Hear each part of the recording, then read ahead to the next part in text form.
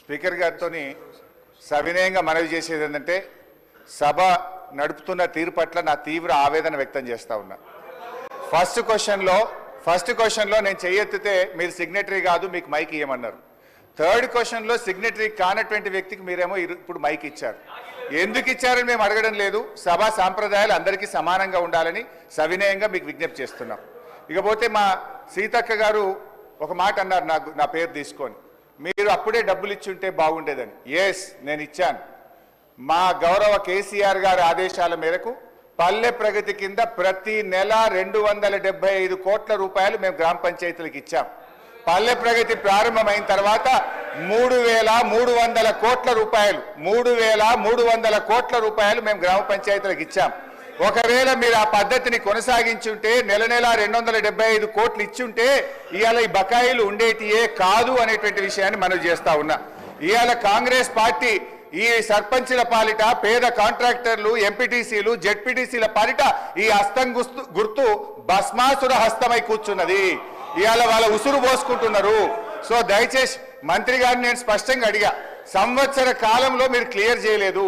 ఒక్క నవంబర్లో బడా కాంట్రాక్టర్లకు 1,200 ఇచ్చారు. అందులో సగం ఇస్తే సర్పంచ్ల బిల్లులు క్లియర్ అవుతుండే. ఎప్పట్లోకి ఇస్తారో స్పష్టంగా చెప్పండి అంటే త్వరలో ఇస్తాం, చూస్తాం, చేస్తామన్నారు. ఏడాది అయినాక కూడా చూస్తాం, చేస్తామనేటువంటి మరి బాధ్యతారహితమైన సమాధానం మంత్రి గారి నుంచి వచ్చినందుకు ఈ సభ నుంచి మా తీవ్ర నిరసన తెలియజేస్తూ వాకౌట్ చేస్తున్నాం. మినిస్టర్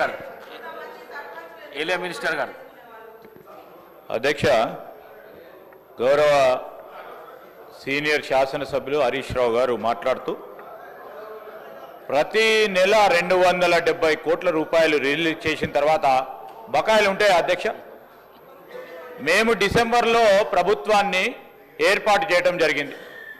ఫిబ్రవరి మాసంలో సర్పంచుల పదవీ కాలం పూర్తయింది. ఒకవేళ ఉన్నా ఒక నెల కాల సంబంధించిన బకాయిలు ఉంటుండే. ఆయనేమో ఒక పక్షాన 270 కోట్ల రూపాయలు ప్రతి నెల ఇచ్చాము అని చెప్పినప్పుడు బకాయిలు ఎక్కడివి అధ్యక్ష? ఎక్కడైనా తీసుకొచ్చి పెట్టుకున్నారు అధ్యక్ష? ఈరోజు వారి ప్రభుత్వ హయాంలో సర్పంచులు, ఉప సర్పంచులు ఆత్మహత్య చేసుకున్నారు. వారు సమాధానం చెప్పాలా? ఈరోజు గౌరవ మా పంచాయతీరాజ్ శాఖ మంత్రివర్యులు చెప్పారు, ఏ విధంగానైతే బకాయిలు మా నెత్తిపైన పెట్టి వారి ప్రభుత్వం ఆ రోజు మేము తీసుకున్న వారసత్వాన్ని ఒకటి తర్వాత ఒకటి పూరించే ప్రయత్నం చేస్తూ ఉన్నాం. ఈరోజు కూడా సర్పంచులకు కానీ, ఎంపీటీసీలకు సంబంధించింది కానీ, జెడ్పీటీసీలకు సంబంధించిన ఏవైతే బకాయిలు గత ప్రభుత్వాలు ఇవ్వకుండా పోయినాయో ఒకటి తర్వాత ఒకటి పూరించే కార్యక్రమం చేస్తూ ఉన్న సందర్భాన్ని ఈరోజు మరొక్కసారి మా గౌరవ సర్పంచులు, మాజీ సర్పంచులకి, ఇతర సభ్యులకు కూడా మేము మీ ద్వారా తెలియజేస్తా ఉన్నాం అధ్యక్ష. ఇంకోటి కూడా, గౌరవ సభ్యులు చాలామంది సీనియర్ శాసనసభ్యులు ఉన్నారు ఇక్కడ. క్వశ్చన్ అవర్స్కి సంబంధించి క్లారిఫికేషన్స్ ఉండవు. సభను పక్కదారి పట్టించే కార్యక్రమం చేస్తున్నారు. సరే, గౌరవ శాసనసభాపతి గారు మీరు స్థానంలో ఉండి ఇంకేదైనా సమాధానం అక్కడ కూర్చున్న మాజీ సర్పంచ్ సోదరులకు ఉపయోగపడే విధంగా ఏదైనా అడుగుతారంటే సభను ప్రక్కదారి పట్టించి కేవలం రాజకీయాల ఉద్దేశంతో వారి పరిపతిని పెంచుకునే ప్రయత్నం చేస్తున్నామని దయచేసి స్పీకర్ గారిని కోరుతా ఉన్నాం అధ్యక్ష. క్వశ్చన్ అవర్లో క్లారిఫికేషన్స్ సంబంధించి ఆలోచన చేయమని కోరుతా ఉన్నాం అధ్యక్ష.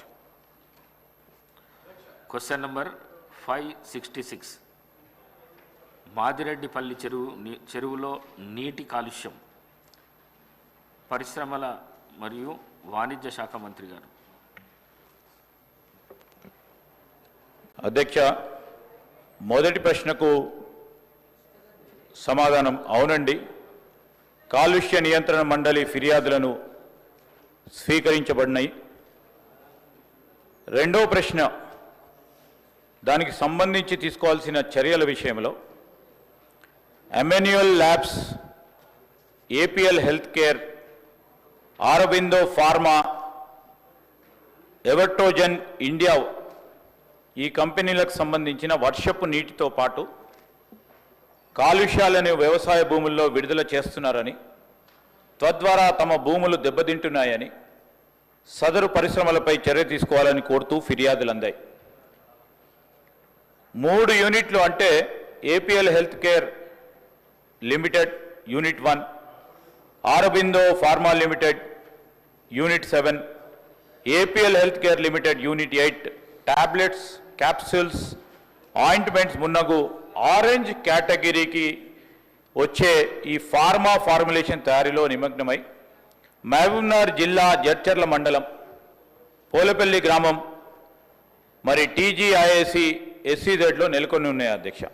2019లో జిఓఎంఎస్ 189లో గౌరవ ఎస్జిటి ద్వారా నియమించబడిన జాయింట్ కమిటీతో పాటు కాలుష్య నియంత్రణ మండలి అధికారులు 30 అక్టోబర్ 2019 తేదీ నుండి మరి అదేవిధంగా 12వ తారీఖు 10వ నెలలో 2009 నుండి 12/12/2019 తేదీ వరకు ఈ ప్రాంతాన్ని తనిఖీ చేయడమైంది అధ్యక్ష. తనిఖీ సమయంలో ఈ పరిశ్రమల పర్యవేక్షణ సమయంలో టీజీఐఏసీ ఎస్సీజెడ్ పోలేపల్లిలో నెలకొని ఉన్న ఏదైనా పరిశ్రమల నుండి వాటి పరిసరాల నుండి శుద్ధి చేసి లేదా శుద్ధి చేయని కాలుష్యాల విసర్జన జాయింట్ కమిటీ గుర్తించలేదు. భూసారం కలుషితం కాలేదని కొన్ని సిఫార్సులు చేస్తూ కమిటీ నివేదించింది. తదనుసారం ప్రొఫెసర్లు ఉన్నట్టి సిఎఫ్ఓ కమిటీ కూడా 2023లో సెప్టెంబర్లో సదరు ప్రాంతాలను తనిఖీ చేసి కమిటీ వేసిన సిఫార్సులను సూచనలు కూడా పరిశ్రమలు పాటించాయని గుర్తించబడాయి. పరిశ్రమలు ఎటువంటి వ్యర్థాలను విస్తరించడం లేదని, వ్యర్థాల శుద్ధి విసర్జన కోసం కాలుష్య నియంత్రణ మండలి అనుమతించినట్లుగా పరిశ్రమల వ్యర్థాలని ఉమ్మడి వ్యర్థాల శుద్ధీకరణ ప్లాంట్ సిఈటిపికు తరలిస్తున్నాయి. మండలి అధికారులు 19/9/2024 తేదీన 26/10/24 తేదీన ఇటీవలనే ఈ ప్రాంతాన్ని తనిఖీ చేసి పోలేపల్లి ఎస్సీజెడ్లో నెలకొని ఉన్న